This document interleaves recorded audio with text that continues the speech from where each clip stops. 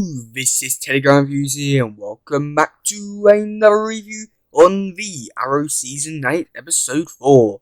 So in last video, we saw Arrow go to Hong Kong to meet up with Thea, and also to learn about a bit more about the Monitor. So let's get into today's one. Let's go!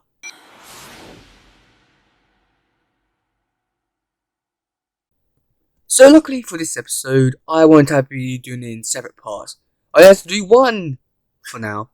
So basically, in this episode, we get to see interactions between the past and the future. No, the present and the future. So basically, so in the beginning, we see everyone talking and understanding where they are and what time they're in. So they figure out that they're in 2019, the year that this video is going up, I guess. Yeah. So meanwhile, in nearby hospital, we see a building get blown up, and it turns out that it was actually the Slade's group who blew it up, which I kind of I got a very lot of Dark Knight vibes from it. Meanwhile, Oliver was at home talking to Mia and William.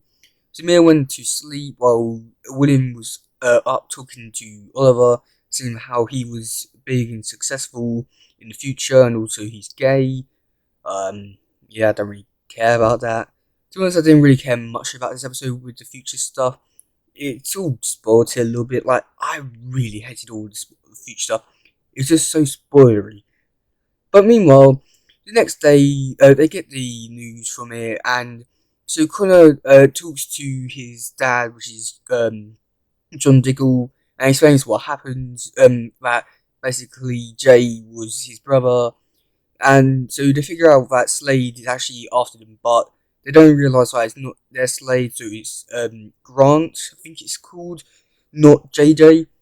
So the future Team Arrow goes to find or stops the future Slades, the present Slades, so they can stop the future Slades, which is kind of interesting, but they end up walking onto bombs. Yeah, pretty much what happened in early seasons of Arrow, so I'll give him that much. But meanwhile, at the bunker, when they return home, they have a big discussion about why he was Connor was shouting out JJ. So he explains everything that happened in the last episode about what happened with Zoe. So Renee walks off, and John has an argument with his son. Yeah, there isn't really much to the scene, and yeah, it really spoils all the stuff for Arrow, and yeah, I mean they could have handled it a lot better, and this is clearly one of the reasons why. But meanwhile, Mia wants to go out to look at the bomb site, see if there's anything else, and she has to go to her dad, but then she returns home, all normal.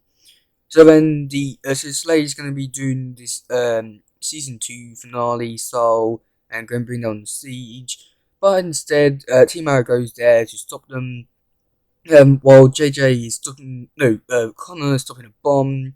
Meanwhile, Mia is going to kill Grant, but Arrow or Oliver just stands in front of her and just says, "If you want to kill her, you're going to go through me." And then that's pretty much it for the main stuff.